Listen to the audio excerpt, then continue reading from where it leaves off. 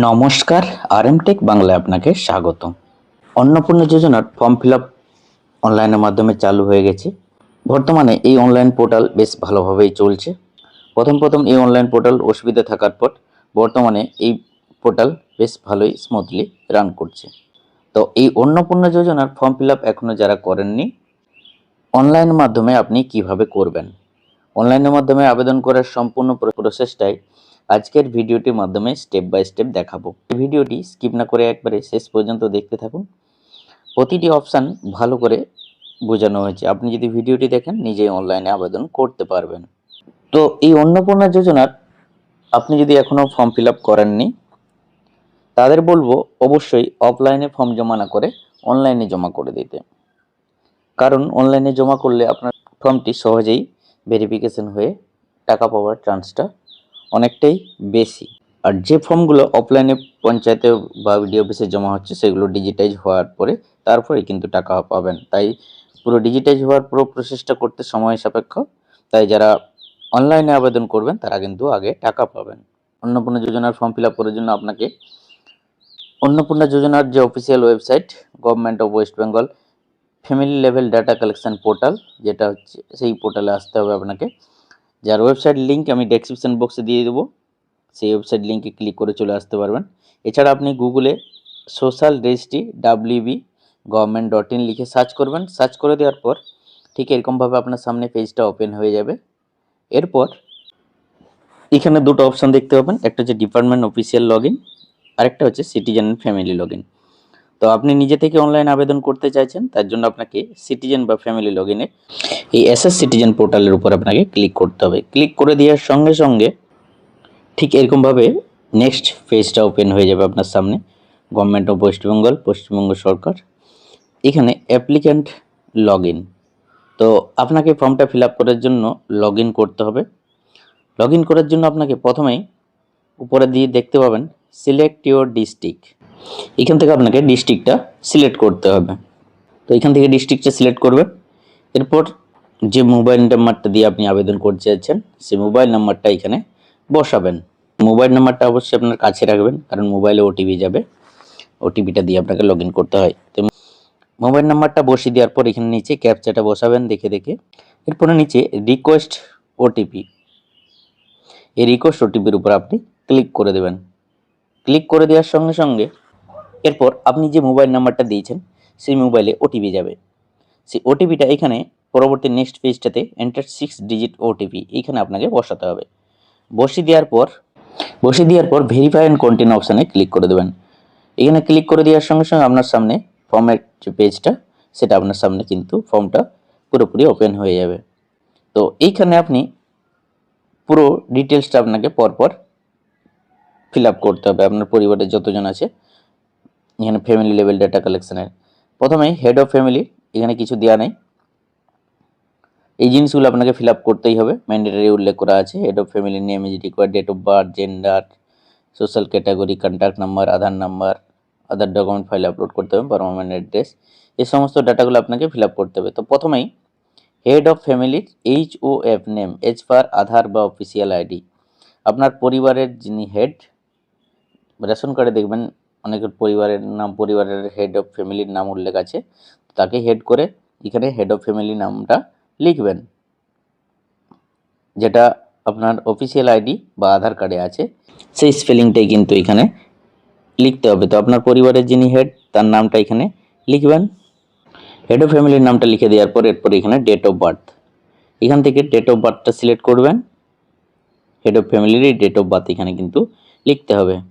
এরপরে নিচে জেন্ডারটা সিলেক্ট করতে হবে, এখান থেকে জেন্ডারটা সিলেক্ট করবেন। এরপরে ক্যাটাগরি, এখান থেকে ক্যাটাগরিটা সিলেক্ট করবেন, আনরিজার্ভ না EWS, SC ST না OBC না PBT যে হচ্ছে। তো আপনি যদি জেনারেল হয়ে থাকে তাহলে আনরিজার্ভ। এরপরে রিলিজিয়ান, আপনার ধর্ম কি, এখান থেকে সিলেক্ট করতে হবে, সিলেক্ট করলাম। এরপরে কন্ট্যাক্ট নাম্বার, যেটা আধার কার্ডের সঙ্গে যে মোবাইল নাম্বারটা লিঙ্ক করা আছে সেই মোবাইল নাম্বারটা এখানে বসাবেন। বসিয়ে দেওয়ার পর total number of family member including head of family, পরিবারে কতজন আছে সেই সংখ্যাটা এখান থেকে সিলেক্ট করবেন, যতজন আছে সেই সংখ্যাটা এখানে সিলেক্ট করবেন। দেখবেন উপরে মেম্বার 1, মেম্বার 2, মেম্বার 3 এরকম শো করবে উপরে বক্স।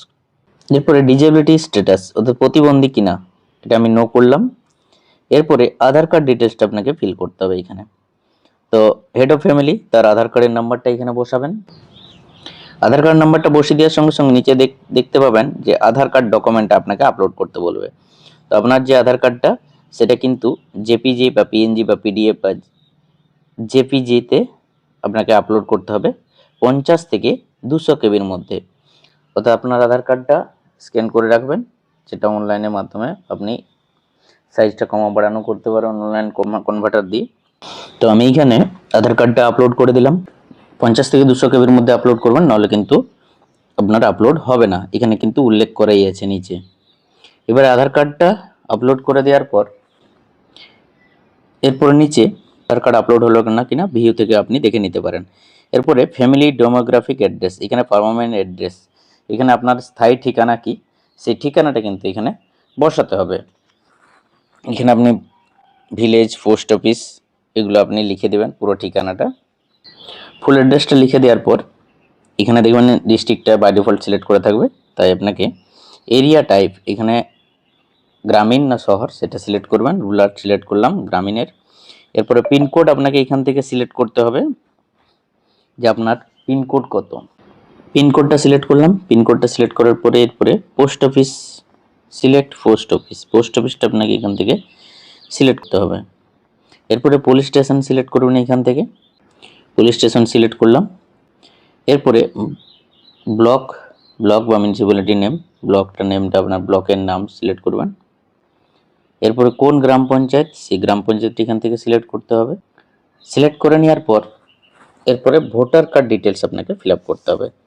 অনলাইন করার সময় অবশ্যই যার যার নামগুলো এখানে আপলোড করবেন তার অবশ্যই ভোটার কার্ড এবং আধার কার্ড নাম্বারটা কিন্তু আপলোড করতে হয়। ভোটার কার্ড এবং আধার কার্ডটা আপলোড করতে হচ্ছে, বাকি তথ্যগুলো ইনপুট করলেই হয়। ভোটার কার্ড, আধার কার্ডটা অবশ্যই অরিজিনালটা সঙ্গে রাখবেন আপলোড করার জন্য। ভোটার কার্ড ডিটেলসটা এপিক নাম্বারের ঘরে ফিল আপ করছি, যিনি হেড তার, এই সমস্তটাই কিন্তু এখনো যিনি হেড তারই ফিল আপ হচ্ছে। এরপরে এখানে অ্যাসেম্বলি সিলেক্ট করবেন। এরপরে তার পার্ট নাম্বার অর্থাৎ ভোটার কার্ডে আপনি যেখানে বুথ সেই বুথ নাম্বারটা এবং কোন বিধানসভা সেটা সিলেক্ট করবেন। ভোটার কার্ডের ডকুমেন্টটা আপনাকে আপলোড করতে হবে। ঠিক একই রকমভাবে 50 থেকে 200 কেবির মধ্যে জেপিজে বা পিএনজি বা পিডিএফ বা জেপিইজি ফরম্যাটে এই ভোটার কার্ডটা আপনাকে এই আপলোড ফাইল থেকে আপলোড করতে হবে। এখানে আপলোড ফাইল থেকে 50 থেকে 200 কেবির মধ্যে আমি রেডি করে রেখেছিলাম, তো এখান থেকে আপলোড করে দিলাম। আপলোড করে দেওয়ার সঙ্গে সঙ্গে এখানে সবুজ হয়ে যাবে এবং এখানে ভিউ থেকে আপনি দেখে নিতে পারেন ভোটার কার্ডটা আপলোড হয়েছে কিনা। এইভাবে ভোটার কার্ডটা আপলোড করে দেওয়ার পর এখানে নিচে নেক্সট অপশানে ক্লিক করবেন। নেক্সট অপশানে ক্লিক করে দেওয়ার সঙ্গে সঙ্গে এখানে দেখতে পাবেন যে রেশন কার্ড বা food subsidy details. Do you have a digital ration card, পরিবারের রেশন কার্ড আছে কিনা, ডিজিটাল রেশন কার্ড আছে কিনা। তো আছে, যেহেতু যে ফর্মটা আমি ফিল আপ করে দেখাচ্ছি তাই এখানে ইয়েস করলাম। ইয়েস করার সাথে সাথে কী ধরনের ডিজিটাল রেশন কার্ড আছে সেটা এখান থেকে সিলেক্ট করতে হবে। তো আপনার কী ধরনের রেশন কার্ড আছে এখান থেকে অন্তর্দয়, পিএইচএইচ, এসপিএইচএইচ, RKSY 1, RKSY 2 বা নট সাবসিডেড রেশন কার্ড যদি থেকে থাকে তাহলে এখান থেকে সিলেক্ট করবেন এবং ডান দিকে রেশন কার্ডের নাম্বারের ঘরে এখানে নাম্বারটা বসাবেন।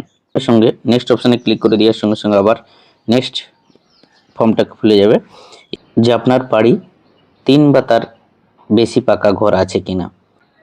থাকে ইয়েস করবেন, আর যদি না থাকে তাহলে নো করে দেবেন। তো আমি এখানে নো করেছি, পরিবারটির 3 বা তার বেশি পাকা বাড়ি নেই। এরপরে বলেছে whether your family own any land, এছাড়া পরিবারের যদি কোনো জমির কোনো মালিকানা থেকে থাকে তাহলে আপনি ইয়েস করবেন। ইয়েস করার সঙ্গে সঙ্গে দেখবেন নিচে তার পরিমাণটা বসাতে হবে, আর যদি না থাকে তাহলে নো করে দেবেন, তাহলে পরিমাণ আর বসানোর কোনো জায়গা থাকবে না। তো আমি ইয়েস করেছি, তাই এখানে নিচে size of total land holding of family member in decimal approx, এই জায়গাটা নেই, এতে ইয়েস করলাম, তাই এখানে আছে, তাই পরিমাণটা বসাতে হবে। তো এখানে পরিমাণটা ডেসিমিলে বসাতে হবে, এখানে উল্লেখ করা আছে অ্যাপ্রক্স ইন ডেসিমিল। তো এখানে ডেসিমিলে বসিয়ে দিলাম। ডেসিমিলে বসিয়ে দেওয়ার পর নিচে ভেহিকেল, এরপর বলেছে যে অল মোটরাইজড নন কমার্শিয়াল ভেহিকেল, বাড়িতে কোনো বাণিজ্যিক বা অবাণিজ্যিক মোটর চালিত 4 চাকার গাড়ি আছে কিনা। তো পরিবারের কোনো সদস্যর কোনো 4 চাকার গাড়ি থাকে তাহলে এখানে উল্লেখ করতে হবে। যদি থাকে তাহলে ইয়েস করবেন, ইয়েস করার সঙ্গে সঙ্গে আপনাকে কিন্তু গাড়ির সংখ্যা, রেজিস্ট্রেশন নাম্বার দিতে হবে। যদি না থাকে তাহলে নো করে দেবেন। তো আমি এখানে নো করেছি। এরপরে বলেছে যদি হেলথ ইন্স্যুরেন্স করা থাকে তাহলে ইয়েস করবেন। আর এখানে ইন্স্যুরেন্স টাইপটা কি, এখান থেকে সিলেক্ট করুন গভর্নমেন্ট না প্রাইভেট, এবং এখানে গভর্নমেন্ট স্কিম। স্বাস্থ্যসাথী যদি থেকে থাকে, গভর্নমেন্ট যদি সিলেক্ট করেন তাহলে স্বাস্থ্যসাথী সিলেক্ট করবেন। স্বাস্থ্যসাথী সিলেক্ট করার পরে এখানে ইউআরএন নাম্বারটা অর্থাৎ স্বাস্থ্যসাথী কার্ডের যে নাম্বারটা সেটা কিন্তু এখানে আপনাকে বসাতে হবে। বসিয়ে দেওয়ার পর আপনি নেক্সট অপশানটিতে ক্লিক করবেন। আর যদি না থাকে যে হেলথ ইন্স্যুরেন্স তাহলে নো করে দেবেন, তাহলে আর আপনার কোনো কিছু বসানোর প্রয়োজন পড়বে না। তো বেশিরভাগ ক্ষেত্রে স্বাস্থ্যসাথী করা আছে তাই স্বাস্থ্যসাথীটাই সিলেক্ট করে নেক্সট করবেন। এরপরে do you pay income tax or professional tax, আপনি যদি ইনকাম ট্যাক্স বা প্রফেশনাল ট্যাক্স প্রদান করেন তাহলে ইয়েস করবেন, নাহলে নো করে দেবেন। এরপরে বলেছে do you have a PAN card, PAN card যদি থেকে থাকে তাহলে ইয়েস করবেন, আর না হলে নো করে দেবেন। এখনো পর্যন্ত কিন্তু পুরোটাই পরিবারের head of family fill up হচ্ছে। তাই ইয়েস করেছি, এখানে প্যান কার্ড আছে, তাহলে এখানে নিচে প্যান কার্ড নাম্বারটা বসাতে হবে। তো প্যান কার্ডের নাম্বারটা এখানে দেখে বসাবেন। প্যান কার্ড নাম্বারটা বসিয়ে দেওয়ার পর এখানে টোটাল অ্যানুয়াল ফ্যামিলি ইনকাম অর্থাৎ পরিবারের মোট আয় কত, বাৎসরিক আয় কত সেটা এখানে বসাবেন। আপনার পরিবারের যত বাৎসরিক আয় সেটা এখানে বসাবেন। বসিয়ে দেওয়ার পর নেচার অফ এমপ্লয়মেন্ট, পরিবারের যিনি প্রধান তিনি কি করেন, গভর্নমেন্ট সেক্টরে কাজ করেন না সেলফ এমপ্লয় মানে বিজনেস, না প্রোপাইটার, না এন্টারপ্রেনার, না ইনফরমেশন সেলফ যেটা হচ্ছে আর্টিসিয়ান বা ক্রাফট বা ফার্মার, না আনএমপ্লয়েড, না স্যালারি ইন প্রাইভেট সেক্টর, না পার্ট টাইম জব করেন, না মাইগ্রেন্ট লেবার, না আদার্স, পরিযায়ী শ্রমিক কিনা, না বেকার, না অন্যান্য। এছাড়া পার্ট টাইম কোনো কাজ যদি করে থাকেন, এগুলোর মধ্যে আপনি যেটা সেটা কিন্তু এখানে টিক দিতে হবে। হেড অফ ফ্যামিলি কৃষক হয়ে থাকেন তাহলে কিন্তু এই 3 নম্বর অপশানটা, এই 3 নম্বর অপশানটা আমি টিক দিলাম। এরপরে হাইয়েস্ট এডুকেশন কোয়ালিফিকেশন, পরিবারের যিনি প্রধান হাইয়েস্ট এডুকেশন কোয়ালিফিকেশন কত এখান থেকে সিলেক্ট করবেন। যতদূর পড়াশোনা সেটা এখানে টিক করবেন। এরপরে বলেছে are you farmer or current holder or any constitutional post, minister, MP, LAD, urban local bodies, panchayat local bodies, অর্থাৎ পরিবারের কোনো সদস্য কোনো সাংবিধানিক পদ, মন্ত্রী, সাংসদ, বিধায়ক বা পৌরস্থানীয় সংস্থা বা পঞ্চায়েত সংস্থার বর্তমান বা প্রাক্তন কোনো পদে আছেন কিনা, যদি থাকেন ইয়েস হবে, নাহলে নো করে দেবেন। যদি থাকে তার ডিটেলস এখানে দিতে হবে। এছাড়াও আর ইউ গভর্নমেন্ট পেনশনার, কোনো সদস্য কি সরকারি পেনশনভোগী, যদি হ্যাঁ হয় ইয়েস করবেন, আর না হলে নো করে দেবেন। এরপরে বলেছে are you register under GST, কোনো সদস্য কি জিএসটির অধীনে নিবন্ধিত আছেন, যদি থাকেন তাহলে ইয়েস করবেন, নাহলে নো করে দেবেন। এরপরে নেক্সট অপশানটিতে ক্লিক করে দেবেন। নেক্সট অপশানটিতে ক্লিক করে দেওয়ার সঙ্গে সঙ্গে এখানে দেখতে পাবেন আদার আইডেন্টিটি ডকুমেন্ট।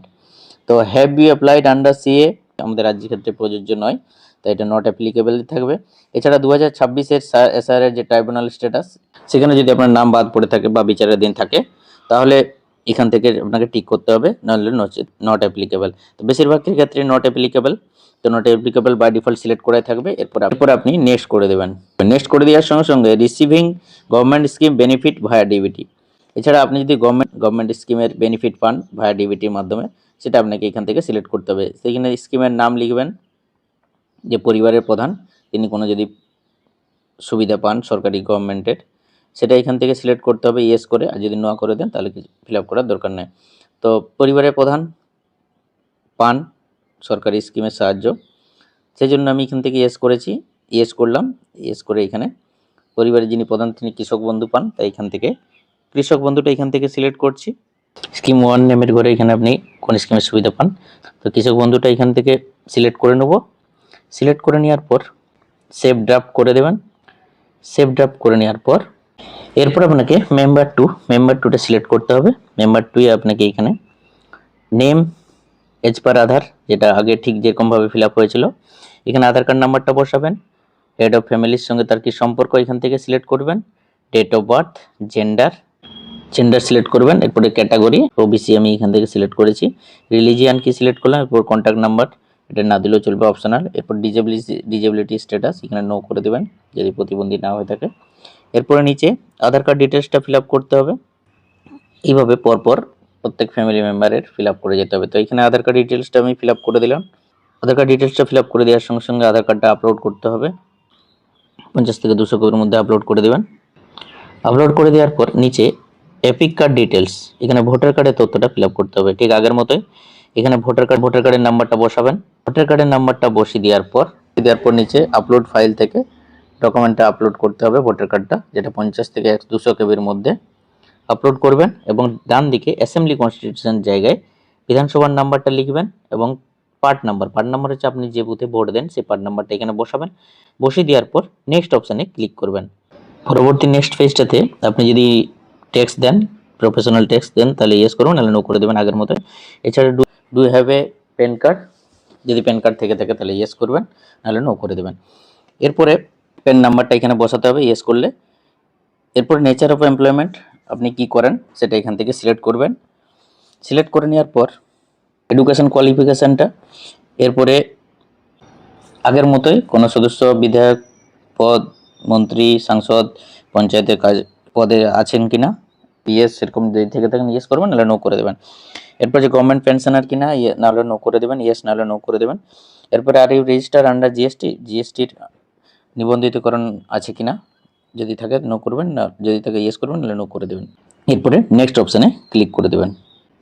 নেক্সট অপশানে ক্লিক করে দেওয়ার সঙ্গে সঙ্গে you have applied under CA, এরপর আপনি সিএতে আবেদনকারী কিনা 2026 এগুলো নট অ্যাপ্লিকেবল হবে, নেক্সট করে দেবেন।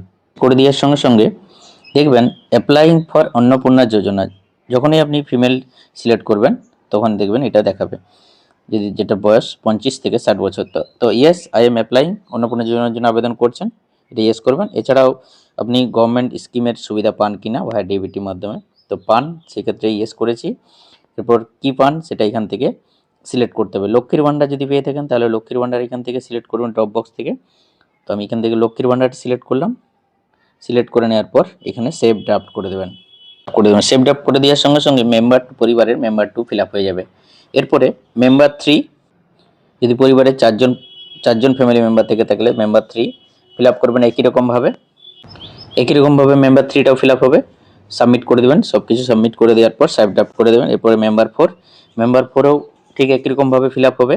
Age per Aadhaar card number, date of birth, gender, religion, category, পরিবারের প্রধানের সঙ্গে তার কি সম্পর্ক এখান থেকে সিলেক্ট করবেন। Aadhaar card number, voter card number বসাবেন, আধার ভোটারটা আপলোড করে দেবেন, কোন বিধানসভা, পার্ট নাম্বার সব কিছু বসাবেন।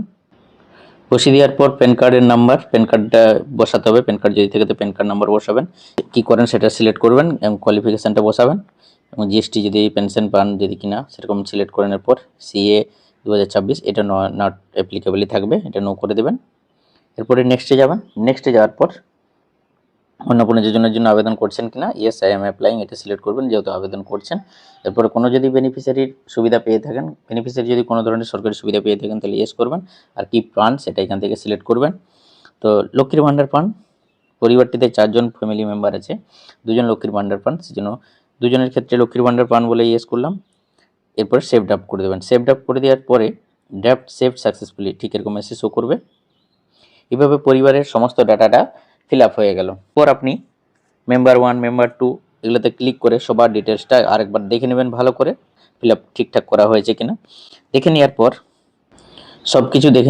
যদি সব কিছু ঠিকঠাক থাকে তাহলে এই hereby declare that, declaration কনসেন্টে ক্লিক করে এই হায়ার বাই ডিক্লেয়ার দ্যাটে ক্লিক করবেন।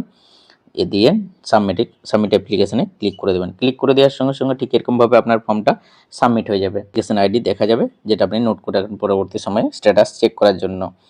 তো এইভাবে আপনি অনলাইনের মাধ্যমে অন্নপূর্ণা যোজনার ফর্মটা ফিল আপ করতে পারবেন। তার পুরো প্রসেসটাই আজকের ভিডিওটির মাধ্যমে ডিটেলসে দেখালাম এবং প্রত্যেকটি অপশন ডিটেলসে আলোচনা করলাম। ভিডিওটি ভালো লাগলে একটা লাইক করে দেবেন, আর চ্যানেলে প্রথম হয়ে থাকলে অবশ্যই চ্যানেলটি সাবস্ক্রাইব করে দেবেন। Thank you so much.